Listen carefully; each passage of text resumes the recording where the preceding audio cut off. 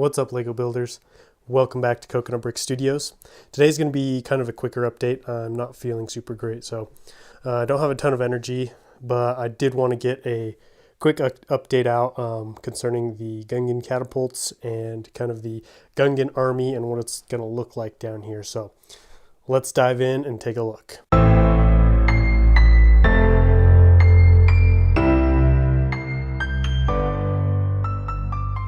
Before we dive into what my Lego Gungan catapult looks like, we're going to take a look at the actual catapult. So my first impressions of the catapult were it's very weird looking and just super impractical. Like there's only one single wheel to move this entire catapult. I don't really know how they transport it. It doesn't show it in the TV show or in Star Wars Episode 1, so I don't know how it moves.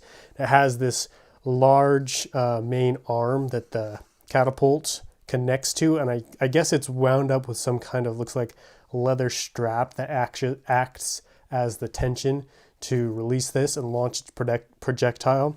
There's a little knob down here you can see, and I'm assuming this is what launches the catapult.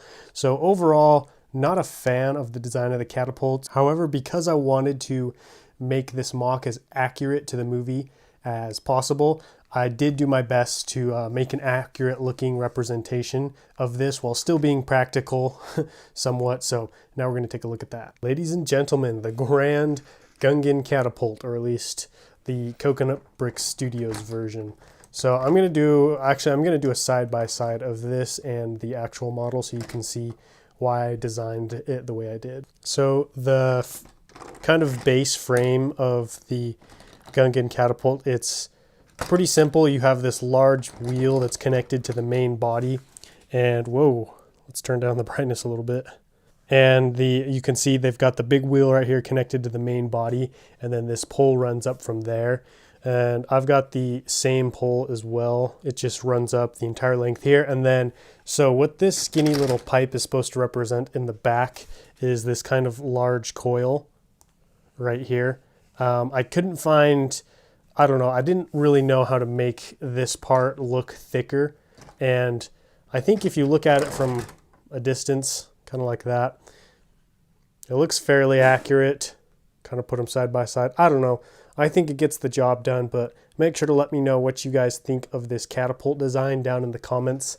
If there's anything that I should change to make it look better or more accurate, please let me know. As far as launching projectiles go, this thing is not very effective. In fact, I built one of these on my live stream yesterday. This guy, or I guess today is when I live streamed, and the people in the live stream wanted me to catapult so we catapulted one of these Gungan warriors, and it didn't do too great. We tried to launch it over there to that Imperial Star Destroyer, and it didn't quite make it. If you want to check that out, feel free to hit up that live stream. I'll put a link for up in the top. It was a blast. And thanks everybody who joined that live stream. It's really fun to talk to you guys. If you're looking for further ways to interact with me or just want to see me building live, hang out with me, ask me questions, that is a perfect place to do that. I'm going to include both of these catapults in the mock. And so what we're going to take a look at next is where these two catapults are going to be in relation to the rest of my Gungans over here. I'm going to try my hand at a time-lapse video again. So I'm going to set up the catapults, set up what Gungan warriors I have right here, and kind of just time-lapse it, show you guys it coming together. And I want to try doing a better time-lapse because my last one was a bit slow.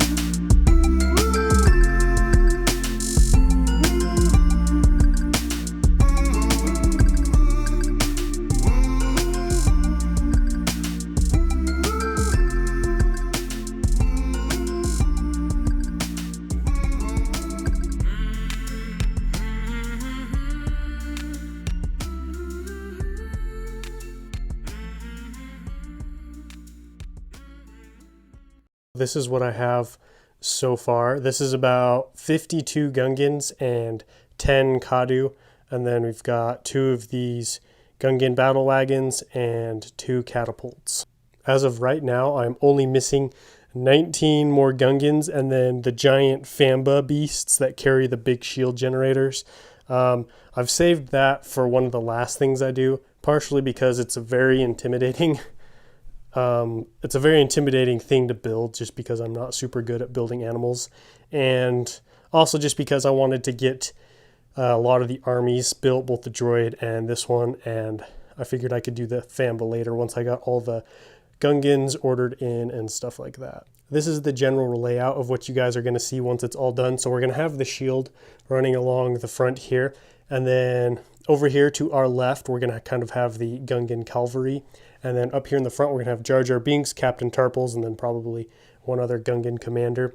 We're going to have 2 groups of 30 Gungans on either side in front of the catapults, and then behind them we'll have more Gungan warriors kind of trickling in, coming in from behind. And then back here we have the 2 catapult stations. We're gonna have the Boombas right here. We're gonna have one loaded, probably one in the process of being loaded. This most likely isn't exactly how it's gonna look. I might have the columns in slightly different parts. This is just a general layout, just because I haven't really talked about this side yet, and I thought it'd be good to give you guys a good idea of what's going on.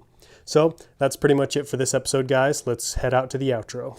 Episode 5 was a little short, and I'm sorry about that. Hopefully next week's will make up for that by being awesome. I'm going to be doing a showcase of my droid army, so all the MTTs, all the droid tanks, all the droids out there in the open for you guys to see. It's going to be awesome. Don't forget to let me know what you guys thought of this episode, the whole placement of the Gungan army, what you liked, what you didn't like. If you like this video, don't forget to leave me a big like. And as always, if you guys are new to this channel, please consider subscribing so you don't miss future updates. But until next week, happy building.